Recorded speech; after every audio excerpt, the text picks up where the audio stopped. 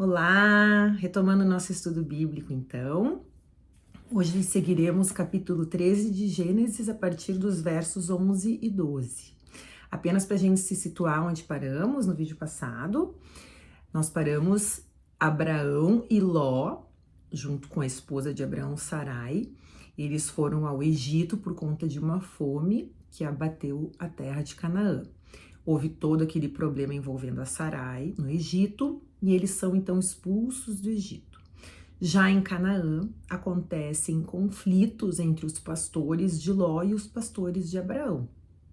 Então, Abraão decide que eles deveriam, ele e Ló e os respectivos pastores deveriam então se afastar. Então, Abraão oferece a escolha a Ló, diz que ele escolhesse então a terra que ele gostasse, que ele preferisse, o que não era obrigação de Abraão. Abraão é mais velho, era o tio, então hierarquicamente ele teria o direito de escolha, a primazia de escolha. Mas ele ofereceu então generosamente esse direito a Ló. Ló olha o que tem em volta e se encanta com a planície que ficava perto de Sodoma e acaba escolhendo então aquele local. Abraão fica com o restante. Então agora o que nós vamos ver? Nós vamos ver duas questões importantes. Nós vamos ver que as escolhas, elas geram consequências. Olha o que diz a partir do verso 11 e 12. Diz assim: foi assim que tio e sobrinho se separaram. Abrão fixou-se em Canaã e Ló estabeleceu-se nas cidades da planície e armou sua tenda perto de Sodoma. Um pouquinho antes, ali nos versos 10, a gente vê qual foi a motivação dessa escolha por parte de Ló. O que tinha naquele local que ele gostou? Diz assim: Ló estudou a região e viu toda a planície do Jordão, que era muito bem irrigada. Isso foi antes de o Eterno destruir Sodoma e Gomorra. Parecia até o jardim do Eterno, ou o Egito, e a terra se estendia até Zoar. Então ele olhou para aquela terra e achou ela muito rica, muito bonita, mas ele não examinou como eram as pessoas que viviam naquele lugar. A frase que a gente vai ler agora, no verso 13, ela dá a ideia de que aquelas pessoas possuíam uma má reputação, que era uma reputação conhecida. Diz assim: o povo de Sodoma era mau, gente que pecava abertamente contra o Eterno. Se isso não era um fato notório, ele viria a ser notório uma vez que ele chegasse naquele local. Mas a gente vai ver que ele vai chegar naquele local, ainda que ele não soubesse que as pessoas daquele local eram más. Ele para lá se desloca e ele lá se estabelece. Então, mesmo tomando conhecimento de tudo aquilo que acontecia ali, ele ficou. E essa decisão vai trazer muitos problemas para Ló. Ele vai virar refém. Depois de uma guerra, ele vai ter que sair de lá porque Deus vai destruir aquele local. A mulher dele vai falecer. As filhas vão ser criadas nesse local e vão virar pessoas super depravadas, que vão fazer mal a ele mesmo. Então, assim, foi uma escolha que ele fez, aparentemente boa, mas não era um lugar onde Deus aprovava o que era feito, né? Porque diz bem claramente que lá eles pecavam contra Deus. E isso trouxe muitas consequências. Então, a gente tem que sempre cuidar, né? A gente lê a Bíblia, entende o que tem ali e traz para nossa vida, né? Então a gente tem que cuidar quando a gente faz uma escolha. A gente não pode simplesmente olhar para a aparente vantagem que aquela coisa vai nos trazer. A gente precisa pensar no conjunto. Então isso tem muito a ver, por exemplo, quando eu vou fazer uma escolha profissional. Então, eu vou trabalhar num lugar que vai me pagar muito bem, mas é um lugar onde as pessoas roubam, onde as pessoas são corruptas, onde as pessoas fazem alguma coisa de errada. Não vale a pena eu ir para lá, porque lá é Sodoma. É um lugar aparentemente bom, que vai me pagar bem, mas que depois eu vou colher as consequências espirituais dessas escolhas. Então, a gente tem que ter muito cuidado. A Bíblia, ela é uma forma de ir nos ensinando a caminhar. E essa é uma lição. A gente vai ver tudo o que vai acontecer agora por conta dessa escolha.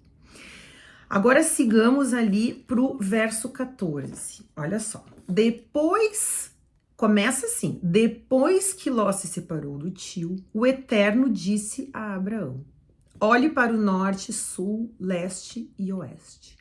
Tudo que você está vendo, toda a terra que se estende diante dos seus olhos, eu darei para sempre a você e a seus filhos. Farei que seus descendentes sejam como o pó, tanto que contá-los será impossível. Será como contar o pó da terra. Por isso, levante-se e ponha-se a caminho. Ande por essa terra, de uma extremidade a outra, estou dando tudo a você. Então, esses versos 14 a 17, eles são bem importantes. Primeira coisa que a gente vê é que Deus começa a dizer: tudo isso eu vou te dar depois que Ló saiu. Por que que acontece isso? Porque quando Deus falou com Abraão lá em Ur dos Caldeus e depois em Harã, ele disse para Abraão: deixa a tua terra e deixa a tua parentela. Abraão deixou a sua terra, mas ele levou consigo o sobrinho. Isso é uma meia obediência. Ele saiu, mas ele levou Ló. Qual é o problema disso? O problema é que enquanto ele estava com Ló, ele não teve essa bênção de Deus. Então, às vezes, as bênçãos não estão acontecendo porque Deus está segurando aquela bênção. A gente não cumpriu ainda o que a gente precisa cumprir.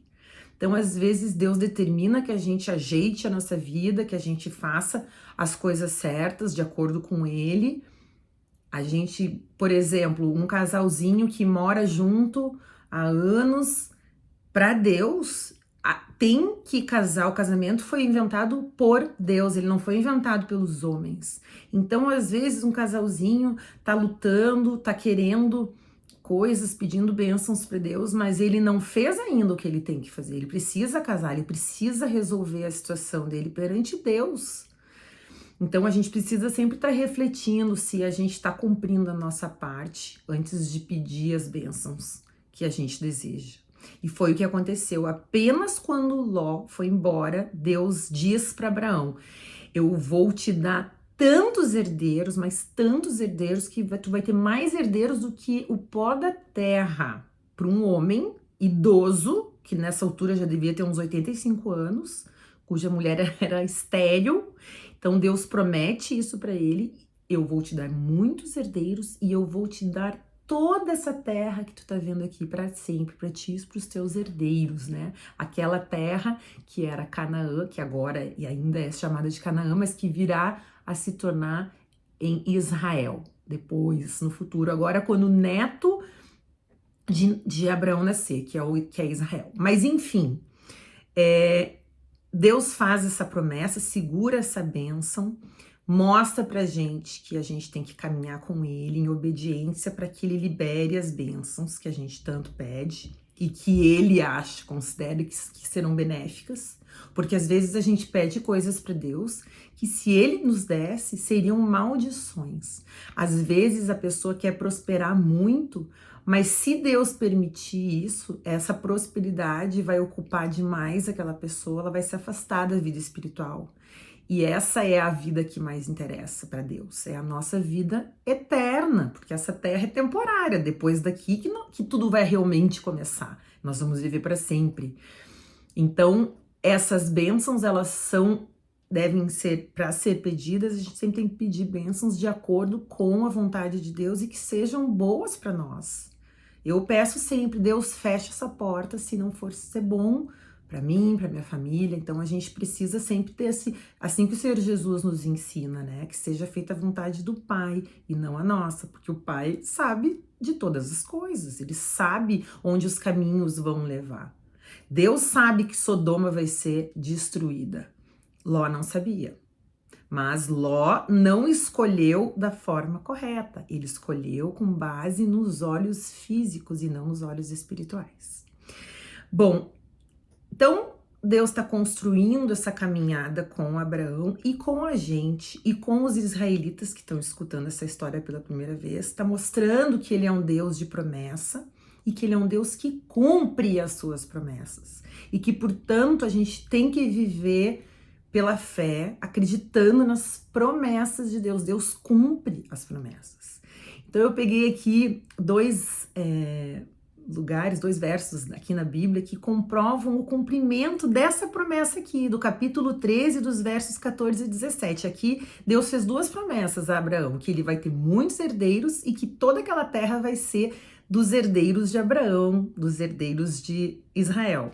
Olha só que bacana. Aqui em Josué, que vai ser quem vai entrar na terra prometida, e vai invadir Canaã.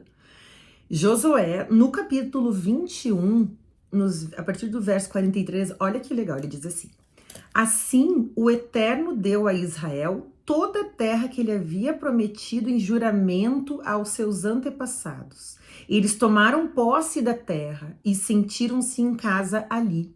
O Eterno lhes deu descanso de todos os lados, como havia prometido por juramento aos antepassados. Nenhum dos seus inimigos foi capaz de resistir a eles. O Eterno entregou todos os inimigos nas mãos dos israelitas. Nenhuma promessa deixou de ser cumprida de tudo que o Eterno falou ao povo de Israel. Todas se cumpriram. Tá vendo? Josué, capítulo 21, versos 43 a 45. Isso foi o cumprimento da promessa em relação à terra. Agora, olha em relação aos descendentes, que bacana. Tá em 1 de Reis, capítulo 4, versos 20 em diante. Olha só. A população de Judá e de Israel, que eram os descendentes de Abraão, tinha crescido muito. Era numerosa como a areia da praia. Deus tinha prometido que ele ia ter tantos descendentes como o pó da terra. Então agora a gente vê aqui que ele teve realmente tantos descendentes como a areia da praia. Todas as suas necessidades eram supridas, as necessidades desse povo de Deus. O povo comia, bebia e estava contente. Salomão dominava sobre todos os reinos, desde o rio Eufrates a leste até o território dos filisteus a oeste. Lembram? Os cananeus. Então, os israelenses dominando sobre os herdeiros de Canaã. Lembram? Que foi aquela a situação em que ele entrou na tenda de Noé. Lembram? Que Cã, o filho de Noé, entrou na tenda, viu o pai nu e contou para os irmãos. Noé abençoou Canaã, amaldiçoou Canaã, que ele serviria aos irmãos semitas. É isso aqui. Isso aqui é o cumprimento daquela maldição. Porque aqui, Salomão, que é da linhagem dos semitas, ele dominava sobre todos os reinos, desde o rio Eufrates a leste até o território dos filisteus. Lembram que ali, ó, a oeste, estendendo-se até a fronteira do Egito. Lembram que o norte da África ali era para onde foram os cananeus? Esses reinos pagavam impostos e estiveram sob o domínio de Salomão durante toda a sua vida. Então, aqui cumpridas nesses versos 20 em diante de 1 Reis, essas duas promessas, a promessa de que o povo seria numeroso, né? O povo de Deus seria numeroso a partir de Abraão, e o cumprimento da maldição de que os cananeus serviriam aos semitas, né? Descendentes de Sem, né? Os descendentes de Cã serviriam os descendentes de Sem. Então, Deus mostrando, né, que ele fala, ele cumpre. Então, que a gente tem que viver pela fé, viver acreditando sem ver, porque a gente acredita no nosso Deus, que ele promete, ele cumpre, e ele está nos mostrando como ele é através da leitura da Bíblia. Por isso que a leitura da Bíblia é tão importante. A gente vai conhecendo o nosso Deus, o nosso querido e misericordioso Deus. Me embananei. Então, vamos lá. Agora, prosseguindo.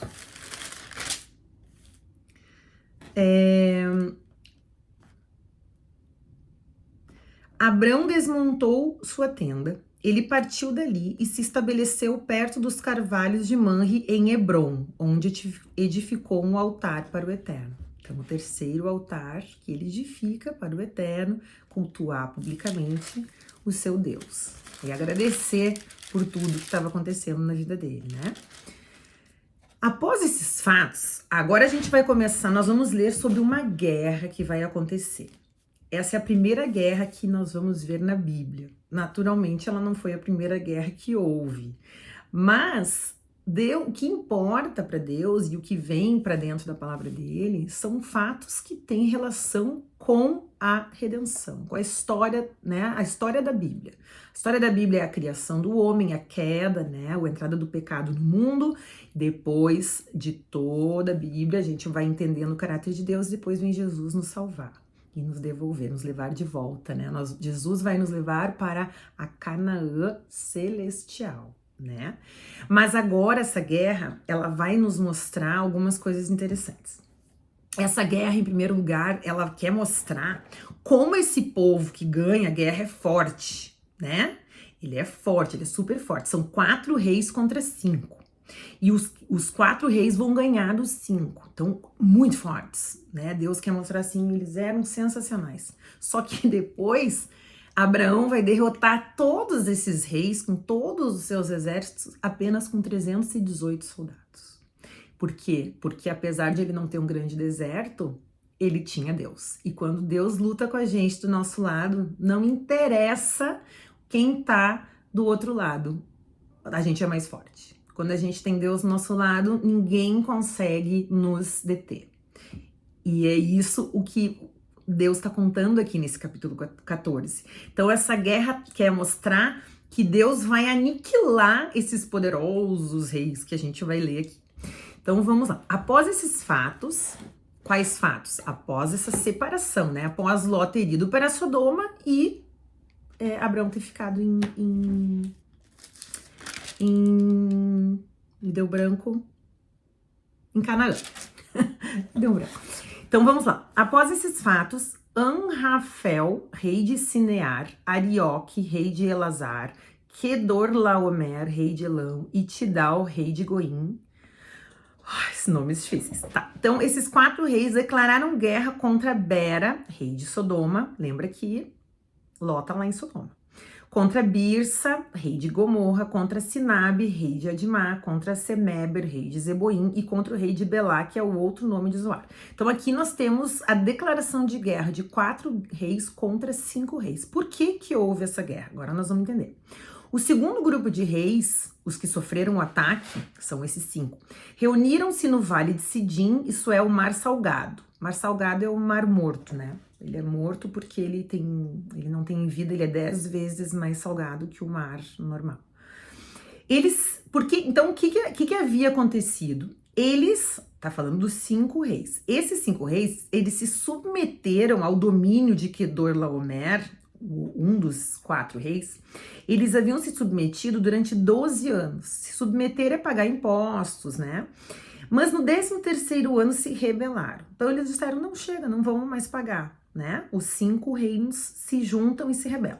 No 14º ano, Kedorlaomer e os reis que eram seus aliados avançaram, então eles vão reagir agora, esses 4, e derrotaram os Refaíns em Asterote e Carnaim, os Uzins em An, os Emins em Savé, Kiriataim, e os Oreus, desde a região montanhosa de Seir até El-Parã, nos últimos limites do deserto.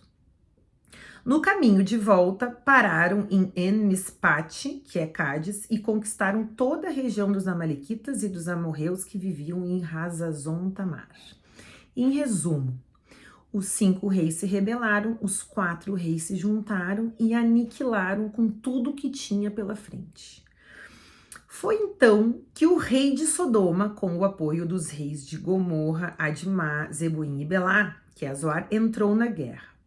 Eles se alinharam para combater os inimigos no vale de Sidim contra Kedorlaomer, rei de Elão, Tidal, rei de Goim, Anrafel, rei de Sinear, e Arioque, rei de Elazar. 4 reis contra 5.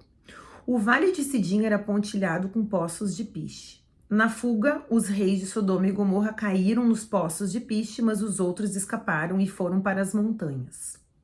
Os 4 reis se apoderaram de todos os bens que havia em Sodoma e Gomorra. Quem estava lá? Ló, né? todo o alimento e todas as ferramentas e seguiram seu caminho. Então eles vieram, os 4 reis, aniquilaram tudo e levaram com eles tudo que eles viram pela frente. Nessa investida, capturaram Ló, sobrinho de Abrão, que morava em Sodoma na época. Eles levaram tudo o que ele possuía. Eu escutei um pastor dizendo que esse ataque dos 4 contra os 5 seria um juízo de Deus. Como assim? Às vezes Deus usa nações para castigar uma outra nação, para castigar as pessoas. Então, ele traz a punição, ele traz o castigo por meios às vezes naturais e às vezes por meio de levantes em guerras. Então, esses 4 reis teriam, por permissão divina, atacado esses 5 reis, porque esses 5 reis, eles não eram bonzinhos. Ninguém aqui, com todo respeito, valia nada, né? Então, esses 4 que entraram contra os 5, eles não eram pessoas de Deus, eles não eram pessoas generosas, tanto que eles levam consigo, quando eles vão embora, eles levam todo mundo, levam Ló, levam a família de Ló para escravizar, eles escravizavam as pessoas, as mulheres viravam escravas sexuais e os homens escravos, propriamente ditos, né, no trabalho. E esses 5, eles eram também, como a gente tinha visto antes, eles eram pessoas más, violentas, pecadoras, né? Então, esse juízo, isso teria sido um juízo, né? De Deus, o que usou esses 4 reis para punir esses 5 reis que eram maus. Bom, mas e agora? E agora ele vai punir os 5 também. Como? Através de Abraão. Então, vamos lá. Onde é que estamos aqui? Então, eles capturam Ló, sobrinho de Abraão, que morava em Sodoma. Eles levaram tudo que ele possuía. Um habitante da cidade conseguiu fugir e foi dar a notícia a Abrão, o hebreu. Ó, primeira vez, ó, que se fala Abrão, o hebreu, porque ele era descendente de Éber. E todas as outras pessoas acima, a gente viu, né? Eles eram maliquitas, amorreus, ele era hebreu, né, descendente de Éber. Então, um habitante da cidade foi avisar Abrão, o hebreu. Abrão estava vivendo perto dos cavalos de Manre, o amorreu, irmão de Escol e Aner. Eles eram aliados de Abrão. Então, Abrão tinha se estabelecido numa terra que não era sua, ele era estrangeiro, mas ele era aliado dessas pessoas. Então, eles devem ter tido acordos, né, até comerciais, ele tinha aliados, ele não estava sozinho. Quando ele ficou sabendo que seu sobrinho havia sido levado prisioneiro, convocou seus empregados, todos que haviam nascido na casa dele, na casa de Abraão. Abraão tinha muitos servos, então ele tinha pessoas que eram leais a ele, que nasceram na casa dele. Então ele escolheu, eram 318 homens que saíram em perseguição aos captores no caminho para Dan. Isso aqui é surpreendente, né? Olha, diz assim, Abraão e seus homens dividiram-se em pequenos grupos e atacaram durante a noite. Então a gente estava achando que Abraão era um senhorzinho da barba branca, cansado, peregrinando, que nada, Abraão era, quando necessário, ele era um soldado de Deus. E aqui ele vai lutar, apesar de já estar com 80 e poucos anos, Deus capacita a gente. Quando Deus quer que a gente faça alguma coisa, a gente se sente incapaz, Deus capacita a gente. E essa é uma prova disso, né? Vemos Abraão indo para uma luta e ele vai ser vencedor. Esse é o detalhe. Então, Abraão e seus homens dividiram-se em pequenos grupos e atacaram durante a noite. Eles perseguiram os inimigos até roubar, logo ao norte de Damasco, e recuperaram tudo que havia sido levado, entre eles Ló e seus bens, as mulheres e o restante dos prisioneiros. Depois que Abrão voltou da batalha em que derrotou Quedorlaomer e seus aliados, então ele restabelece tudo, mas ele não foi ajudar o rei de Sodoma, ele foi buscar o seu sobrinho. Mas como esses outros reis acabaram fugindo, o rei de Sodoma, que era onde vivia Ló, acabou se beneficiando. Então ele agora vai lá em Ló, quero minhas coisas de volta, agora ele vai lá em Abraão, O rei de Sodoma dizendo, eu quero as coisas de volta. Então ele diz assim para Abrão. Depois que Abrão voltou da batalha em que derrotou Quedorlaomer e seus aliados, o rei de Sodoma saiu para cumprimentá-lo no vale de Savé, que é o vale do rei Melquisedeque. Não, que é o vale do rei. Tá, ponto. Melquisedeque, rei de Salém, era sacerdote do Deus Altíssimo. Ele trouxe pão e vinho e abençoou Abrão. Melquisedeque. Abençoado seja Abrão pelo Deus Altíssimo, Criador do céu e da terra, e bendito seja o Deus Altíssimo, que entregou em suas mãos os seus inimigos. Abrão deu a Melquisedeque a 10ª parte de tudo que havia recuperado. O rei de Sodoma disse a Abrão, devolva-me as pessoas, mas pode ficar com o restante do espólio.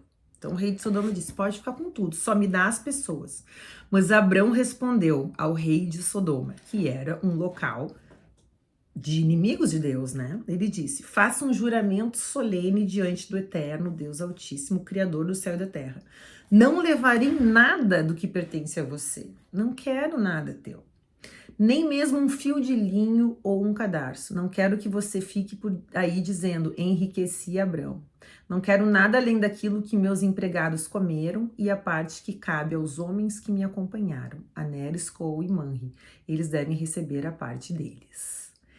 Então, ele quis mostrar, não vou querer que tu te vanglorie, né, que tu me deu alguma coisa, que daqui um pouco eu vou ficar ainda mais abençoado financeiramente e tu vai, né, dizer que foi por conta de ti. Não, tudo que eu tenho foi Deus quem me deu e eu não quero nada, não quero dinheiro sujo, em outras palavras, né? Então hoje ficamos por aqui. A partir do próximo vídeo vamos embora aqui a partir do capítulo 15 de Gênesis. Então é isso, bons estudos, que Deus abençoe.